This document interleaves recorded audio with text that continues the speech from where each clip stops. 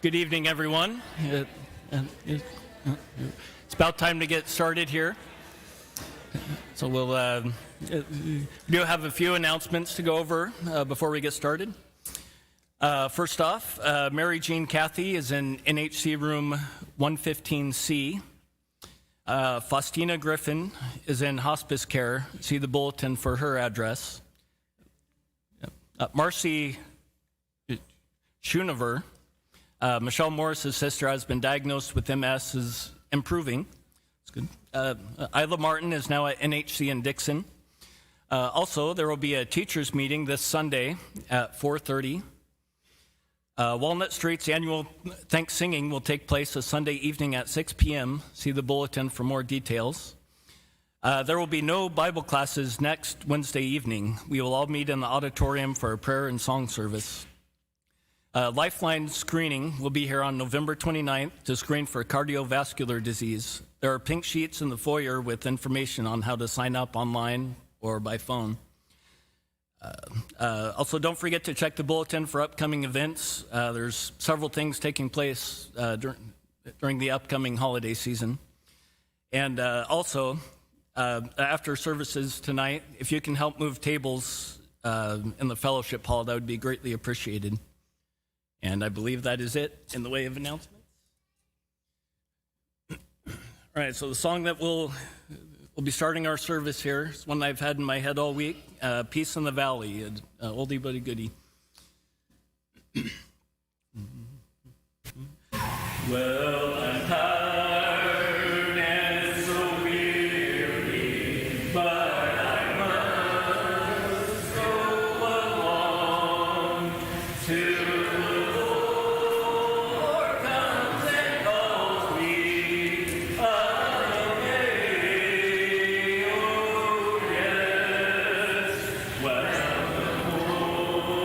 morning is bright and the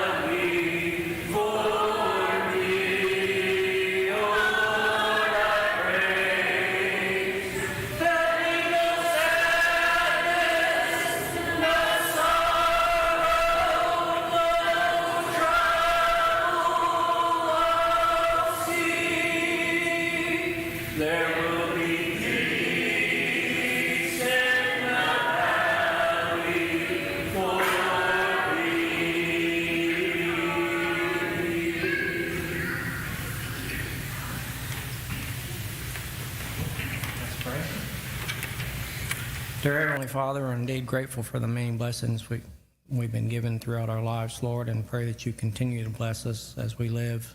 Help us to shine your light and your love in our homes and our workplaces and wherever we go. Lord, forgive us of our sins and help us always depend on you for when we've done wrong and ask for your forgiveness, Lord. Pray that you guard us throughout our days. Put a hedge around this church and this family here and protect us from evil. Pray that you be with the leaders of our nation, turn our hearts and minds back towards you. Also at this time, we'd like to raise the names of those who have family members in nursing homes, hospitals, hospice care, people who are going through trials and tribulations. Lord, help us to keep them in our prayers and thoughts and pray that your will be done in all things, Lord. And if there's ways that we can help those and going through trials and tribulations, that you open our eyes to those situations and give us the will and the knowledge to know how to help them through those trials and tribulations. All these things we pray in your Son's name, Christ Jesus. Amen.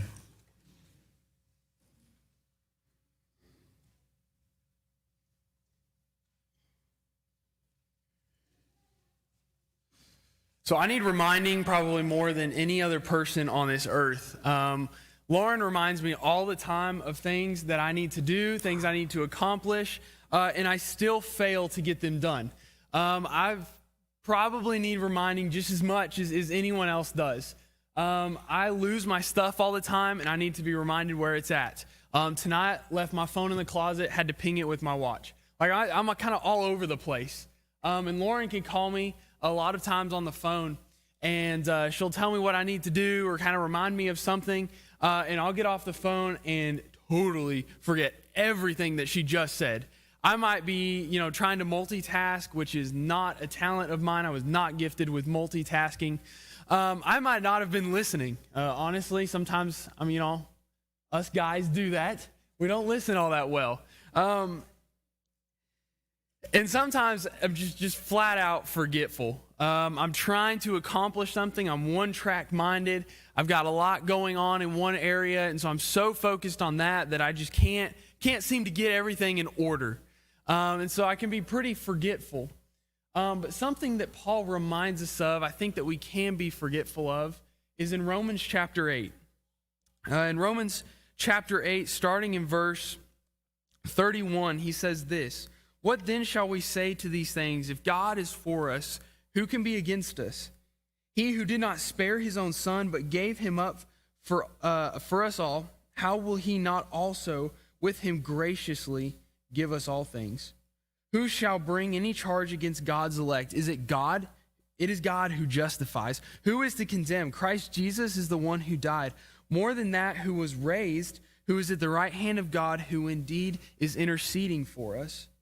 Who shall separate us from the love of Christ? Shall tribulation or distress or persecution or famine or nakedness or danger or sword? As it is written, for your sake we are being killed all the day long. We are regarded as sheep to be slaughtered. No. In all these things we are more than conquerors through him who loved us. For I am sure that neither death nor life nor angels nor rulers, nor things present, nor things to come, nor powers, nor height, nor depth, nor anything else in all of creation will be able to separate us from the love of God in Christ Jesus our Lord. I definitely need this reminder. In different seasons of my life, when different things are going on, when things seem to be a little bit tougher, or it feels like the weight of the world is kind of on me, and I've got to figure out how to shuffle through all of this, this is a reminder that I need. This is a reminder that I'm sure all of us need from time to time. But when you look at this passage, and when you look at the very end, we're reminded of God's love in two ways. That it can't be measured. How great God's love is, it can't be measured. As Paul says in Ephesians, there's no height, nor depth, nor length, nor height, or any dimension there that you can fit God's love into because it's so great. What he also says there is that God's love can't be stopped. He loves us. He cares about us. And that's exactly why God through Paul writes these words, that it wasn't just, who overcame death, who overcame sin, but it was Christ. And Christ didn't just die and go into the grave and stay there. That wasn't the end of the story.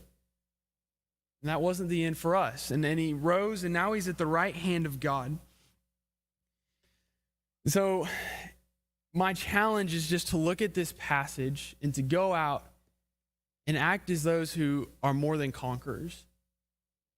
When he says that we're more than conquerors, it means that we're victorious. Christ was victorious over sin, and we can be victorious over temptation. We can be victorious over sin because Christ has forgiven us. Christ has shown us his grace and his mercy, and we can go out then and reflect Christ. And so go and act this week as conquerors. Go act like someone who has just been changed by Christ. Go act like someone who has been changed by the gospel. And so the question that I want us to each think about, maybe for the rest of the week and maybe through the rest of our lives, is this.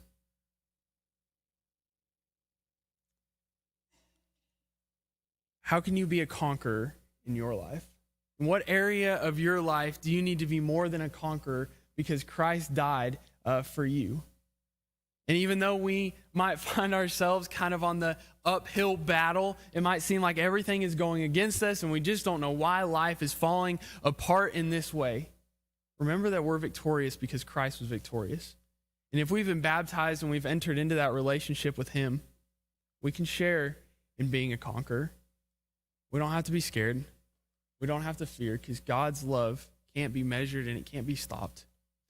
So tonight, if there's anything that we can do for you as a church, if we need to pray for you, or if you need to, the prayers of an elder or the congregation, or if you want to be baptized, whatever that looks like, let us know as we stand and sing this song. Oh, to Jesus.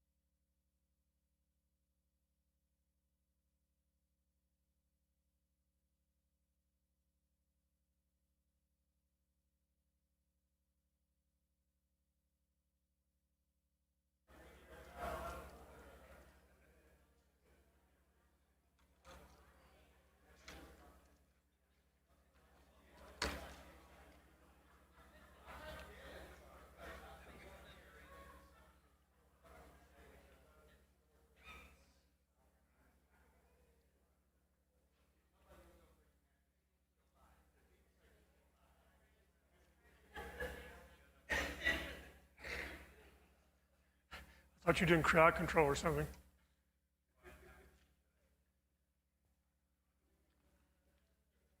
So a young reporter was dispatched to go talk to a couple who had been married for 70 years to do a human interest story. And so they're sitting around the kitchen table after a little chit-chat. He asked the question that any reporter would ask in that situation. What's the secret to being married for 70 years? And so the husband said, well, we didn't argue much. The reporter was ready to take down a long thing. He thought, what? So he says, what do you mean by much? And so the husband said, well, he pointed to a jar in the middle of the table. It was about half full of coins, pennies, nickels, dimes, a few quarters. He said, at the end of the day, if we hadn't argued that day, we put a coin in the jar. And the reporter said, well, pardon me for saying this, but that jar's only about half full. You'd think after 70 years you'd need a bigger jar. And so the wife said, can I show you something? And so she led him out the back door, and she pointed out in the back and said, what do you see? An apple orchard? Yep. She said, every time we filled that jar, we bought an apple tree. And she said, that's been a good reminder about how good it is to get along. So tonight we're going to talk about marriage problems, things that tend to make us not get along in marriage. I don't know why I keep getting called on to talk about marriage. My only real qualification, I've been married for 47 years. Some of you have been married longer than that. But this is a class, not a lecture, so certainly there's more wisdom in this room than I possess. So if you have a comment or a question, I'll try to answer them. Raise your hand, and you're welcome to put your 2 cents in the jar. And we'll buy apple trees later. So, I'm getting like Ethan. I can't remember anything anymore. I forgot to put my mic on. I had to go back and get it. So let's start with the definition of marriage, just so we're all on the same page. You're familiar with this back in Genesis chapter 2, 24. God makes man and woman, makes woman to be the helpmeet for a man. And so he says, therefore a man shall leave his father and his mother and hold fast to his wife, and the two shall become one flesh. Sometimes we pass over that and say, they're living together, cohabitating, but there's much more to marriage than that. The one flesh means a joining of minds, a joining of personalities, intermingling of things so that there's common goals, things in common. And so that's what a marriage is really about. And marriage is the most intimate of relationships that we can think of. And so we want to remember that as the basis of our discussion tonight. So, marriage relationship is built on love and respect. We define love all the time as seeking the best for another person, and certainly as spouses, we want to seek the best for our spouse. And so a lot of things we're going to talk about tonight is when we stop doing that. We have interests that are not motivated by love. We do things for other interests. And the other issue is respect. Respect is similar, but respect is an esteem for or a sense of worth for another person. It's a deference to the right or privilege of another. It's a proper acceptance or courtesy for somebody else. And so love and respect are really closely related.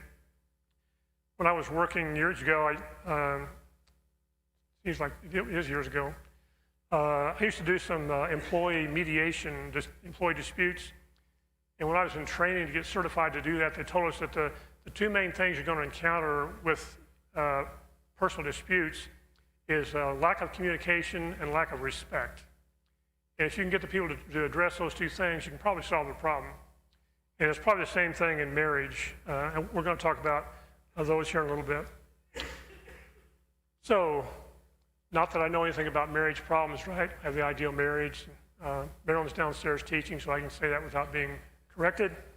But I course, if you want to know anything, you can Google it, right? Google knows everything. So I looked that up, and there's all kinds of sources you can find on the internet about marriage problems. This is marriage.com.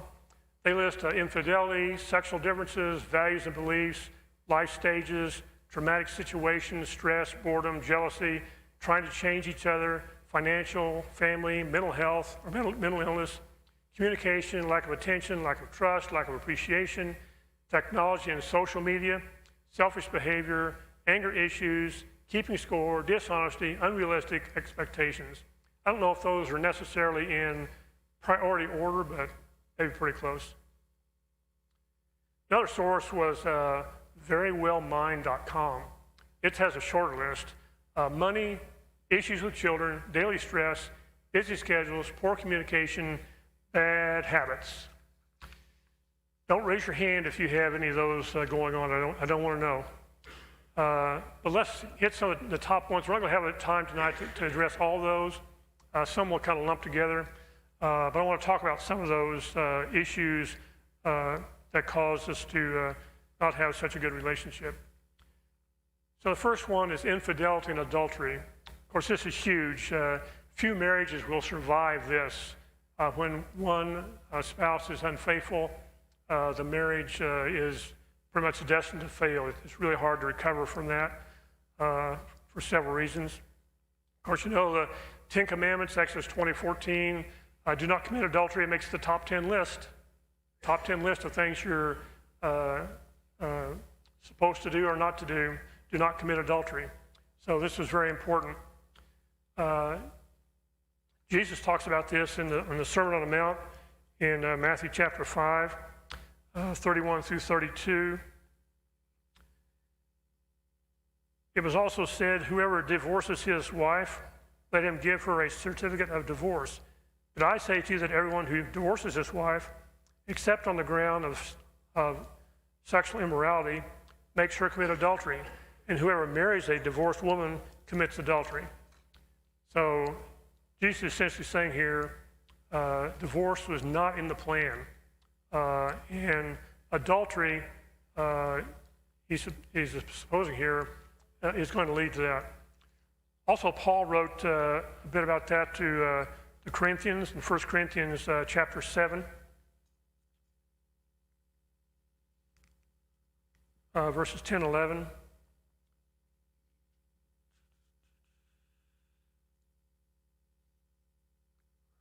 It's not the right. That's 2 Corinthians. I'll get my pages right here.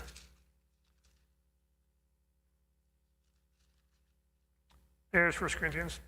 To the married I give this charge, not I, but the Lord. The wife should not separate from her husband. But if she does, she should remain unmarried, or else be reconciled to her husband. And the husband should not divorce his wife. And so there, again, Paul says divorce is not the plan. I really couldn't think of, maybe someone else couldn't think of a good example of divorce in the Bible as far as a couple that divorce. But you know the story of Hosea. The book of Hosea is about a man who was told to marry a woman who was a prostitute. And she is unfaithful in the marriage. And that whole book is a symbol of God's love for Israel, who is being unfaithful. And so it's an interesting read about that. Also, David and Bathsheba is an example of adultery specifically, where David commits adultery with Bathsheba. And you know the consequences of that were very severe.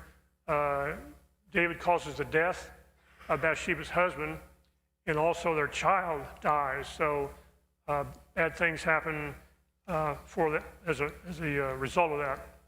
So we know that adultery or infidelity is a big issue in marriage. We're going to talk about divorce at the end. I need to watch my time, make sure I leave enough time, because our other topic tonight is the effect of divorce on children. So make sure I leave enough time for that. So another issue is differing values and beliefs. This is a big issue when spouses have different worldviews, have different views of God, different beliefs in God, different beliefs in the Bible, whether they believe the Bible or not. And so this can cause big issues in the Bible. And you all know stories, I'm sure, of people who had problems with trying to go to church, trying to do the right thing, raising the children in a Christian way, and the other spouse was a hindrance to that.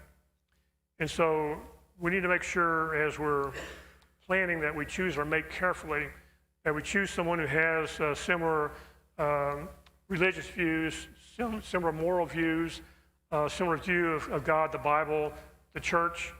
And so that needs to be done before you say, I do. 2 Corinthians chapter 2, Paul talks about, 2 Corinthians chapter 6, Paul talks about being unequally yoked.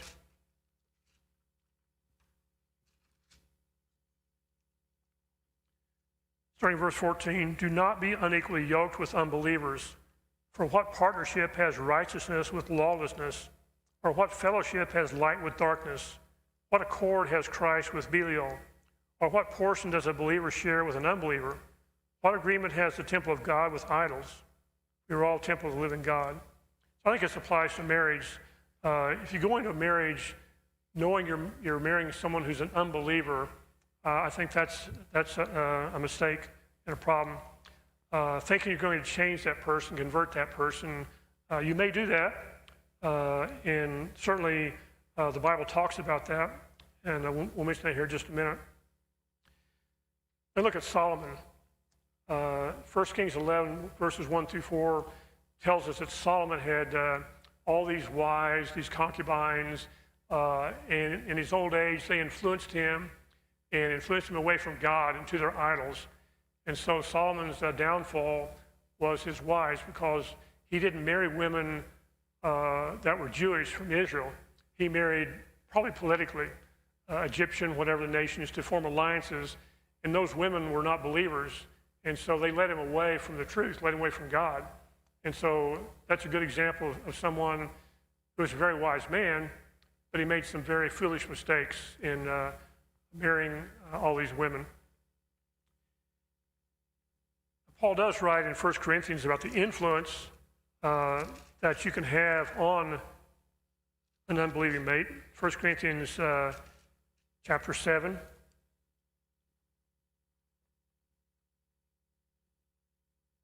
The rest I say, I, not the Lord, and if any brother has a wife who is an unbeliever, and she consents to live with him, he should not divorce her. If any woman has a husband who is an unbeliever, and he consents to live with her, she should not divorce him.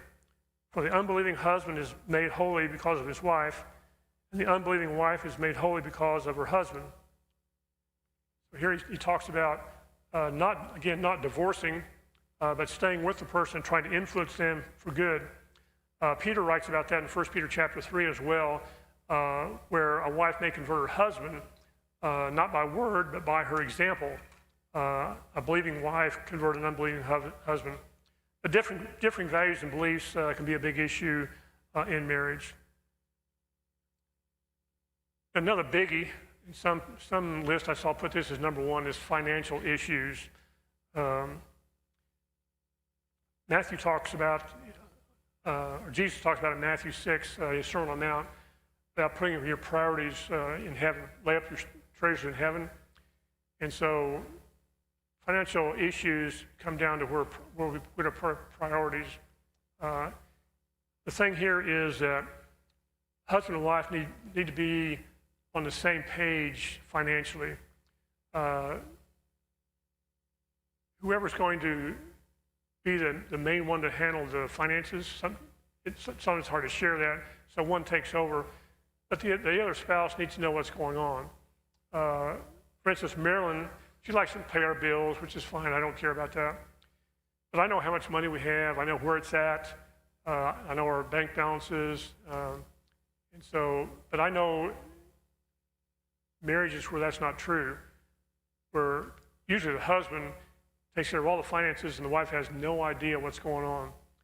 No idea where their money is, their savings account, all that kind of stuff. Don't know. And so that's not a good thing. I told y'all before about Jay's Way, the book I made for Marilyn in the event of my demise. And that's one thing I did was list everything we have financially, bank accounts, savings, insurance policies, where they are, who the contact is, all that kind of stuff. If something happens to me, she can go to that book and look at that, and she knows most of it anyway. Retirement accounts, all that. But that's important to do where the spouses are on the same page financially. Because if you're not, as soon as something happens, the one who has no clue is going to get mad at the one who does. And, why didn't you tell me? I didn't know this, whatever. Quick story. One of my employees several years ago came to me and handed me a letter. And he said, would you read this? I said, what is it? It's a letter to my wife. He said, I'm going to ask her for a divorce. What? Yeah, he said, I found out she has a credit card I didn't know about, and she has a $70,000 balance on it. What?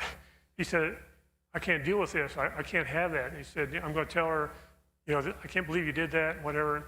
So I said, does she have a drug problem? Is she gambling? Where'd all that money go?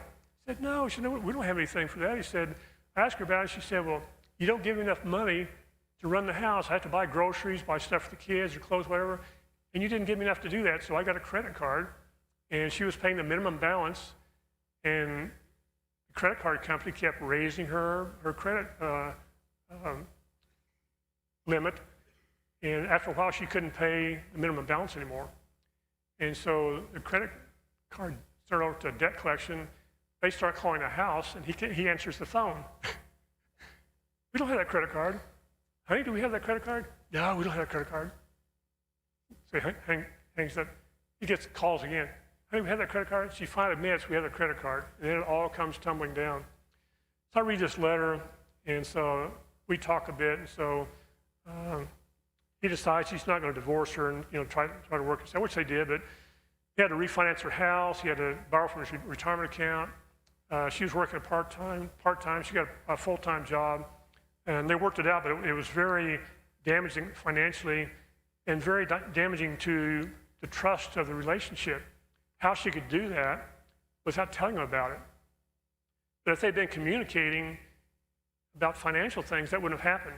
She should have said, and he should have been listening, honey, I need more money.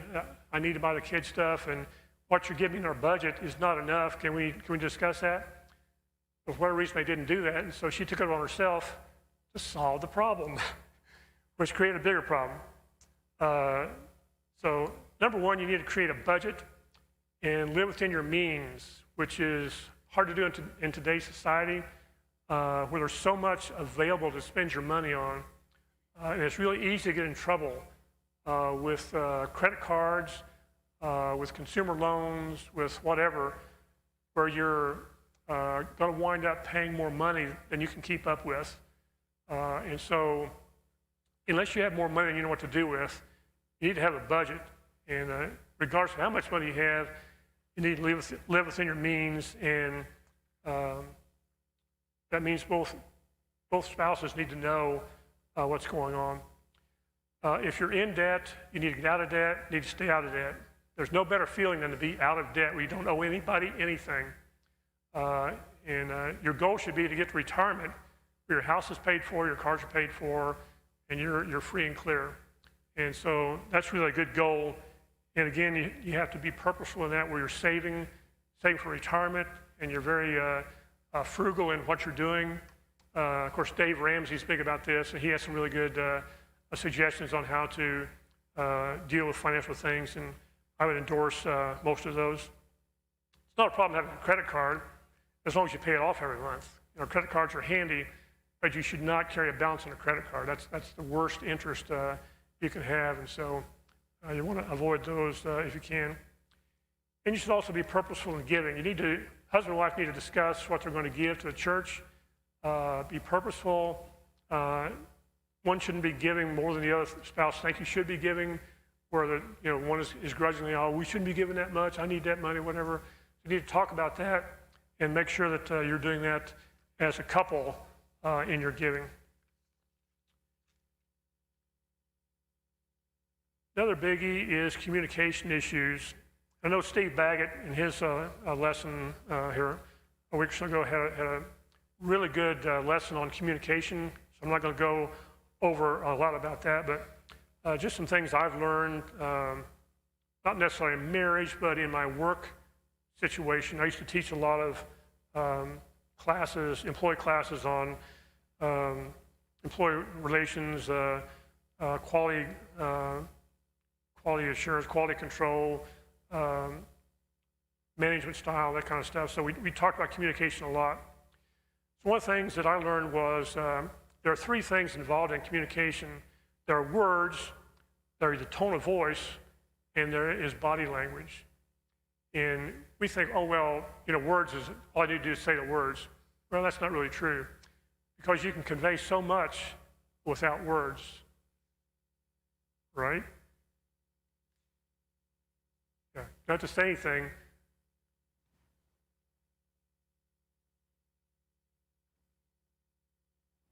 So body language is one thing, right?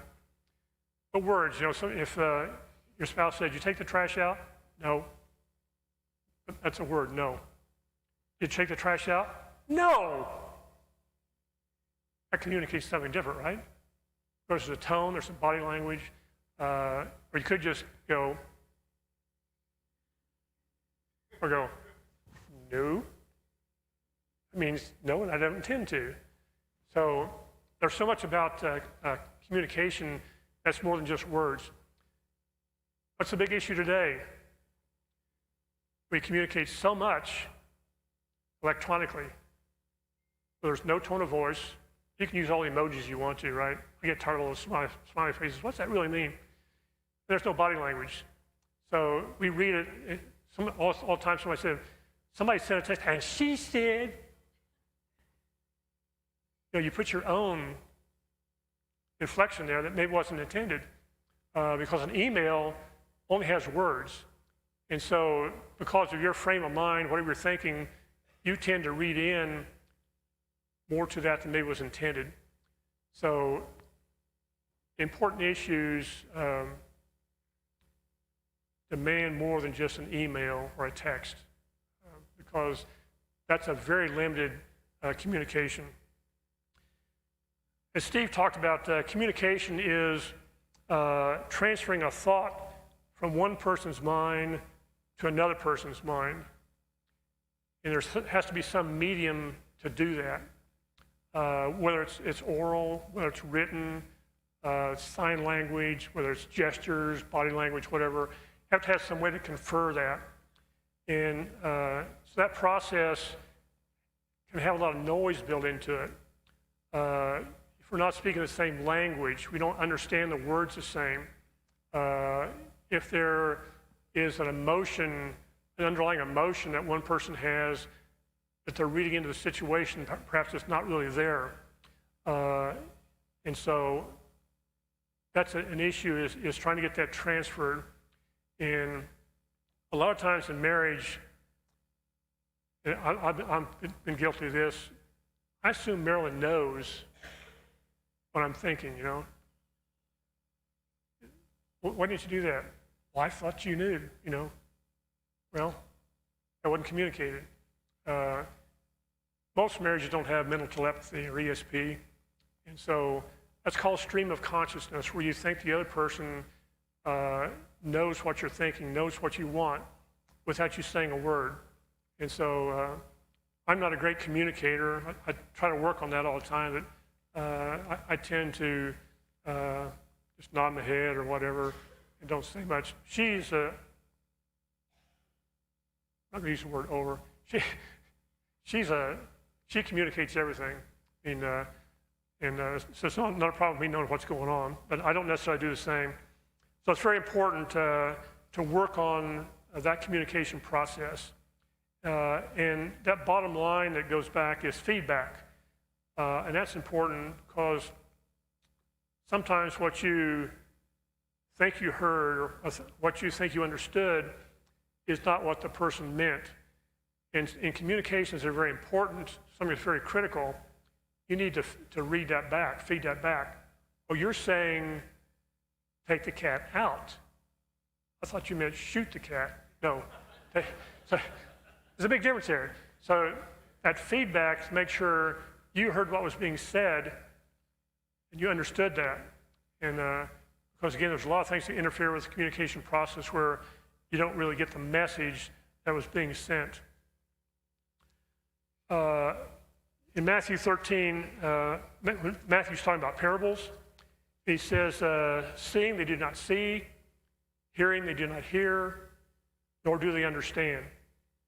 So he was saying the words, these parables, and we go like this, over their heads. Some people, 747, had no idea what he was talking about.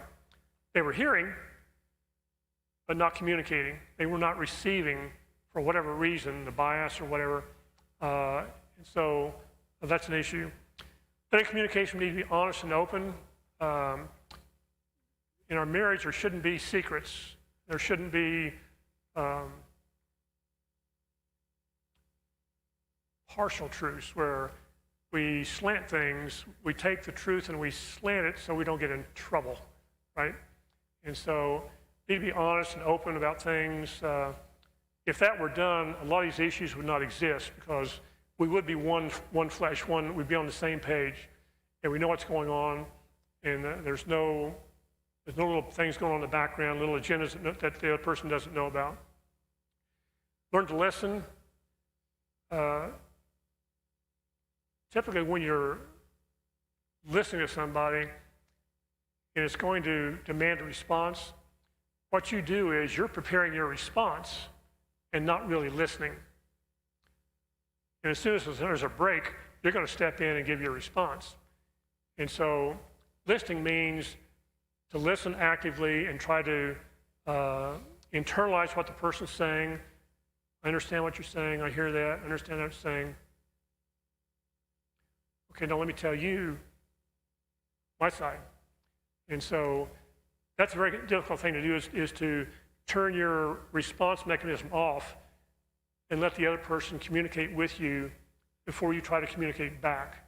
And that takes work. That's not an easy thing to do. You have to work at that. But again, feedback helps that, where you say, I hear you're saying this. Is that right? Okay.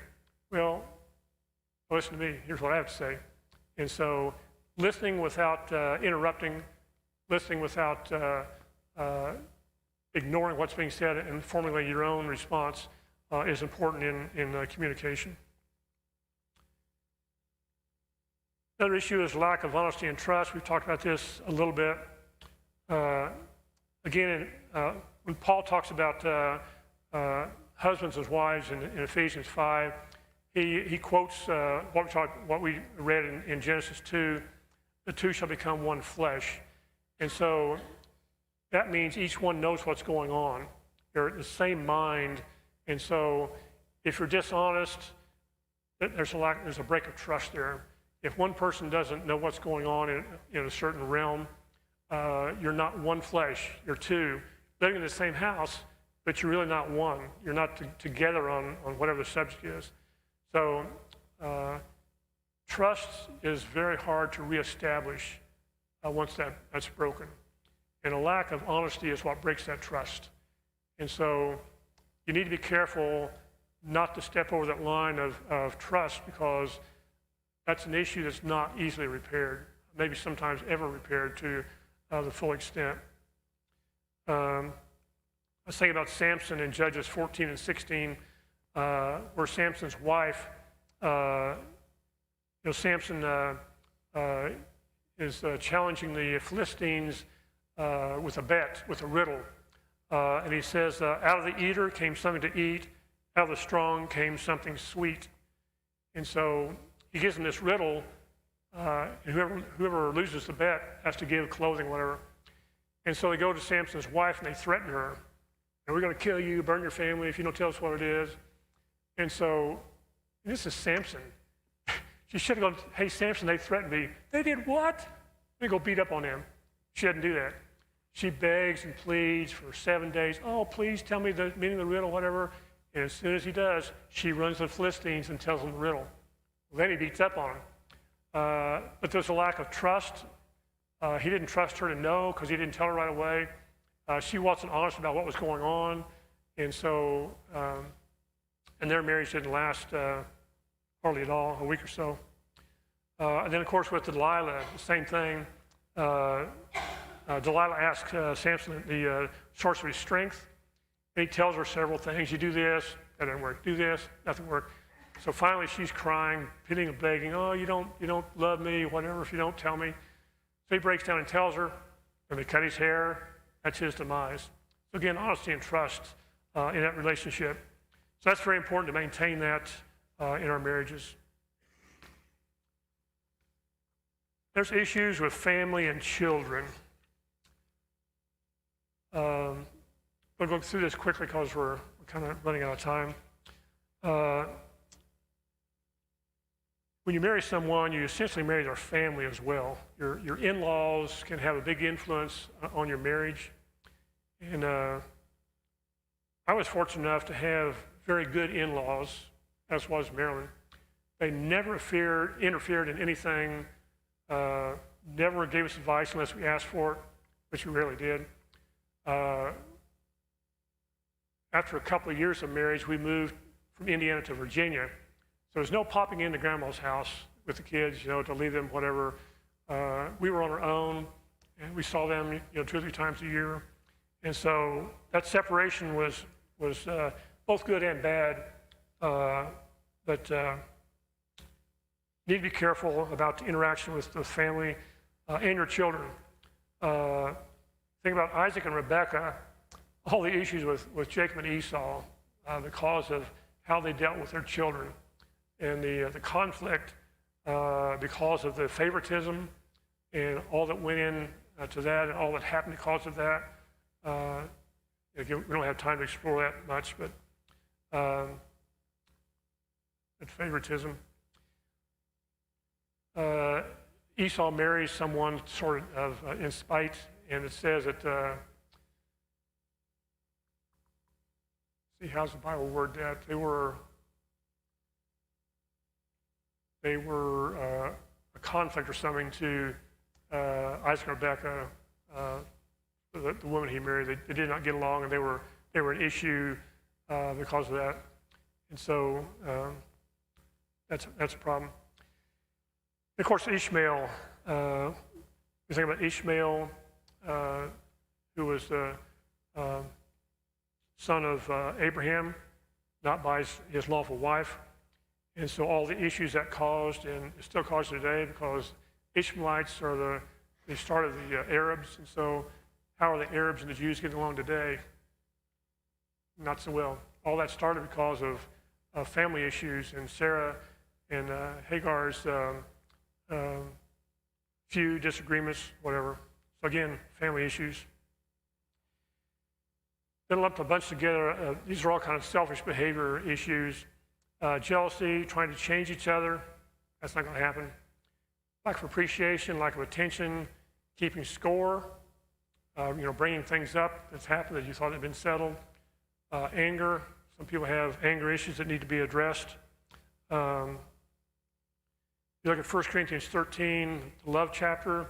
Paul talks about these where love doesn't do this. If you have love for your spouse, you wouldn't do these selfish things because your goal is the person's better good, and these things are for their detriment. And so doing those things is an indication of lack of love. Here's something I found on some positive actions we might take in your marriage just quickly. Number one, give compliments. This is something that maybe men aren't very good at, but this is something we should do to encourage each other. And compliments need to be sincere, because you can tell when compliments are flattery or false, and that probably does more harm than good. But it's good to give compliments of little things, daily things. And one good thing is a little flirting in this is good. You might walk up to your wife comes home from the hairdresser. You might walk up and whisper in her ear, "Your hair looks really nice."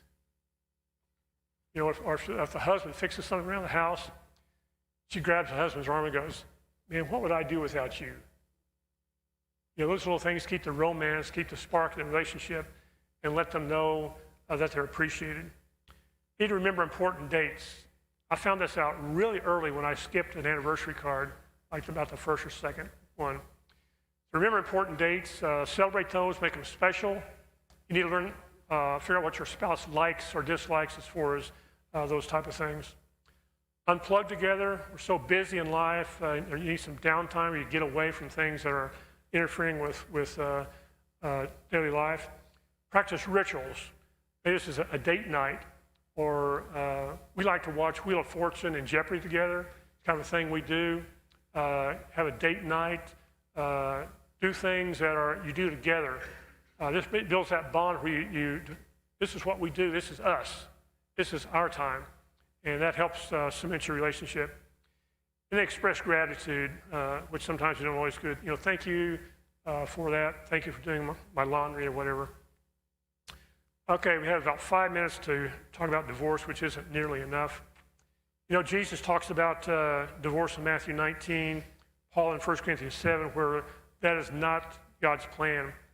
Found a source that said 1 in every 2 marriages today ends in divorce, which is a scary statistic. But you don't have to look very far to see that happening. And they said that 1.5 million children in the United States are affected by divorce every year. And so what is the effect of divorce on children? I don't have any direct knowledge of this, but I do have some family members, some nephews who are divorced. One had children and one didn't. So I have some insight on how those children were affected. One source I read says those children can have a harder time relating to others. They have less social contacts. They feel insecure. They wonder if their family is the only one that's divorced. They're very confused about what's going on. What did I do? What's happening to our family? No one else is going through this. They may feel neglected, depressed, distracted by increased parental conflict. And so it's important to, if there's a divorce happening, it's very important to deal with the children. I would imagine it's easy to say, well, this is just between the parents. The children, they're just a side issue. That's not really true. The children are going to have a hard time with this, and so you need to work through that and decide how you're going to do that without hurting the children. Again, I don't think there's any direct examples of divorce in the Bible, but there's certainly some things that are, I guess, tangential. Abraham and Hagar, as Abraham was married to Sarah, but has a child by Hagar. And then Sarah gets upset. She's essentially divorced because now Abraham has his family. She has none. There's a huge conflict there. We've talked about what happens as a result of that. Jacob with Leah and Rachel, he marries Leah first because he's sort of tricked into doing that. Didn't really love her. Marries Rachel. Leah starts having children. Rachel doesn't. Causes a big issue. 12 sons, and Rachel's sons are more favored by Jacob. Joseph especially, he gets the coat, everything that happened with his brothers because of that. And so the children certainly suffer because of that.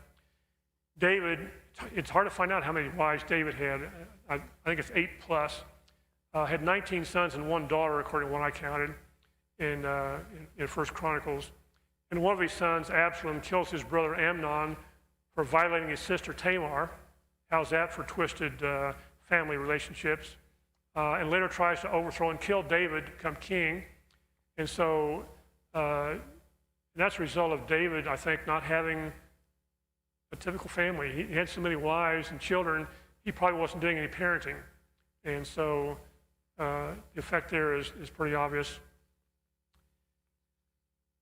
So one of the sources I read was, I don't know if this is all true or not, the effects are short-term for most children. And again, that's going to vary child to child, probably vary due to age. The children fare better if the parents limit conflict or minimize a child's exposure to it. If the child sees the parents fighting, that's a bad thing. And so you need to insulate them from that as much as you can explain what's going on. Mommy and Daddy love you. This is not about you. But the fighting, the children have a hard time internalizing that. You know, why is this happening?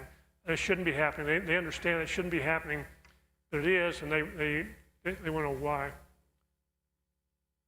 Children who live with a well-functioning parent do better. And so sometimes when there's a breakup, one of the parents is dysfunctional. And if the children are living with that dysfunctional parent, obviously they're not going to do as well as if they live with a parent who is better functioning. And so it's hard to control that. The courts are going to decide that, but that was an issue they brought up. And then the support by talking and answering questions. Shouldn't you leave children in the dark? They want to know what's going on.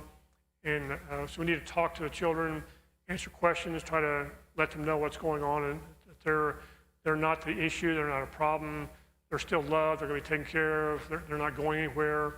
But it's hard on the children to understand, and I know this from experience with my nephew's children, where one turns the children against the other spouse by talking bad about them. Won't go into detail, but you don't want to do that. So that's very hard to overcome. And practice good parenting. When you do have the children under your control, practice good parenting and all that's involved with that. Here's a couple of sources I found that I read. These are available online. You can Google those and read. They're fairly lengthy documents about the research on children who have lived in divorced families. So I think we're about to hear the bell. Any comments or questions before we wrap this up?